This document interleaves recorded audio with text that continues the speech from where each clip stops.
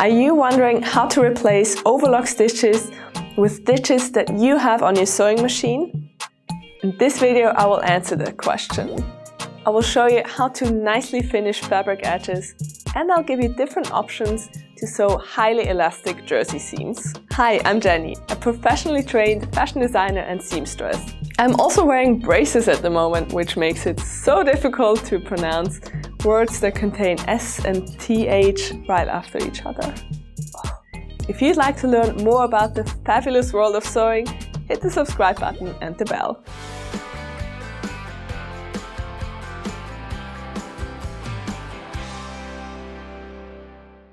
First of all, let's look at how to replace a 3-thread overlock stitch to finish the edges of a fabric. Set the zigzag stitch on your sewing machine. If you have this special presser foot for your sewing machine, use it. Alternatively, you can use the normal sewing foot. Secure the stitch at the beginning by sewing backwards and forwards. Sew along the edges of the fabric that you want to finish. When the machine stitches on the right side, the needle should just miss the fabric and not sew through it. When you reach a corner, the needle should be on the right-hand side and at its lowest position, precisely in the corner of the fabric. Lift the presser foot, turn the fabric and align it. Lower the presser foot and continue sewing.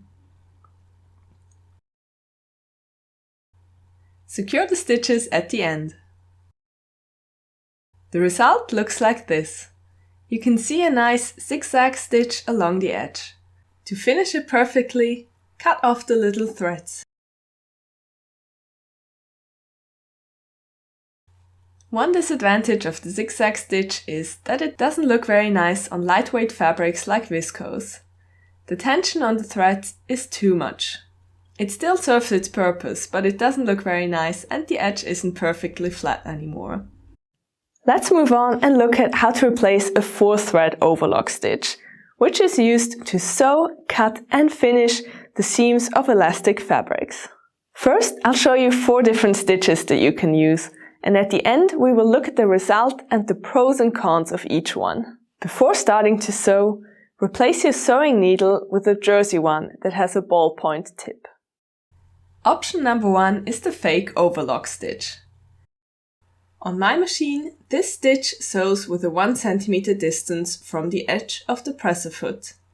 Since I usually work with a 1 cm seam allowance, this suits me perfectly. I guide the edges of the fabrics along the edge of the presser foot for a 1 cm deep seam. This stitch will usually not allow you to sew backwards, as this is not necessary anyways. This stitch sews and partially finishes the edges at the same time. To fully finish the edges in one go, you can sew just along the edges for a 5 mm deep seam. For this option, you can use this special presser foot to help guide you along the edges. Otherwise, a normal presser foot is perfectly fine as well. Option number 2 is this elastic stitch. On my machine, this stitch sews with a 1 cm distance from the edge of the presser foot. Therefore, I can let the presser foot sew along the edges of the fabric. Just like the fake overlock stitch, this stitch sews and partially finishes the edges. Also, it usually won't sew backwards. Option number 3. Set your sewing machine to a zigzag stitch. Reduce the width of the stitch that it barely sews left and right. Use the markings on your sewing machine to sew as deep as your seam allowance is.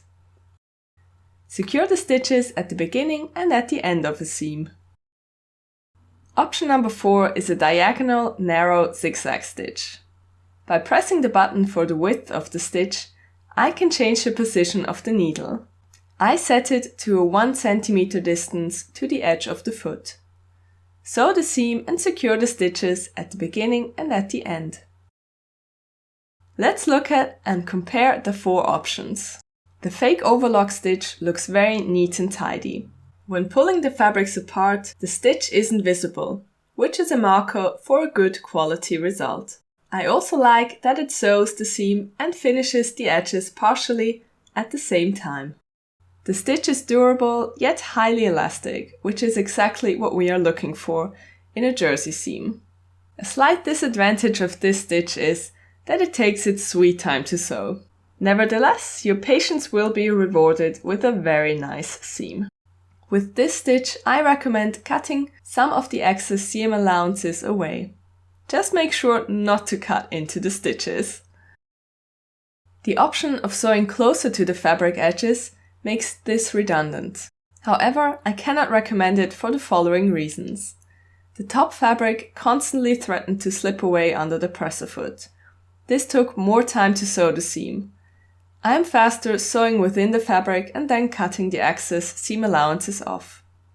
Another big disadvantage is that it overstretches the fabric while sewing. These overstretched seam allowances can be visible in a finished garment. Also, for these examples, I used a cotton jersey fabric. Presumably, the overstretching will be even more for a viscose jersey. Option number 2 also looks very neat. No stitches are visible when pulling the fabric apart. The seam is also very stretchy. This stitch also slightly stretched the seam allowance while sewing. With this stitch, I also recommend cutting some of the excess seam allowances away. Also make sure not to cut into the stitches. As with the fake overlock, this stitch needs some patience as it is not sewn quickly. Option number 3 is the narrow zigzag stitch. It looks a bit like I tried to sew a straight stitch that came out a bit wobbly. When pulled apart, the seam reveals some stitches, depending on the width you used to sew. The seam is also not very elastic. If I pulled more, the threads would rip. The wider you set this stitch, the more elastic it becomes. However, the more visible the stitch would be from the outside. One advantage though is that it's very quickly sewn and that almost every sewing machine has this stitch. As the stitch is very narrow, I would recommend finishing the edges separately with another, wider zigzag stitch on the edges. Option number 4 is the diagonal zigzag stitch. It looks okay from the left side. The stitch is just a bit visible on the right side. However, if you use a matching color thread, this should not be an issue. The seam is still highly elastic and the stitch barely overstretched the fabric. What I also liked is that it was quickly sewn. As with the narrow zigzag stitch, I recommend finishing the edges with a normal width zigzag stitch. Overall, I would say for me, option number 1, the fake overlock stitch, was my favorite. It's highly elastic, looks very neat, and it sews and partially finishes the edges in one go. Nevertheless, the best stitch is the one that works best for you. I would always recommend that you test sew the stitch you want to use on a leftover piece of fabric before you start sewing on your project. Because different fabrics react differently to various stitches. Let me know if you have any questions and if this video was helpful. Thanks for watching and have fun sewing!